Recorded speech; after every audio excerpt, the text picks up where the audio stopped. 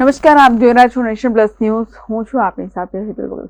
સાવલી તાલુકાના લામડાપુરા ગામ પાસે આવેલી નિરમા કેનાલ પાસે ખાનગી કંપનીમાં આગ લાગી હોવાની માહિતી પ્રાપ્ત થઈ રહી છે. સાવલી તાલુકાના લામડાપુરા ગામ પાસે આવેલી કેનાલ પાસે ખાનગી કંપનીમાં આગ લાગી હોવાની માહિતી પ્રાપ્ત થઈ રહી છે, જેમાં પીઆઈ પોલીબેન્ઝ નામની પ્લાસ્ટિકના દાણા બનાવતી ફેક્ટરીમાં આગ લાગી છે.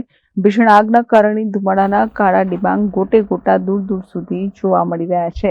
ત્યારે આગ લાગવાનું કારણ હજી સુધી અકબંધ નોંધવામાં આવ્યું છે. આગ લાગતા ફાયર ફાઈટરને જાણ કરવામાં આવી છે. ફાયર ફાઈટરની ટીમ ઘટના સ્થળે પહોંચી આગ પર કાબુ મેળવવાના પ્રયાસો હાથ ધરી રહી છે. મહત્વની વાત એ છે કે આ આગમાં કોઈ જાનહાનિ નોંધાઈ નથી.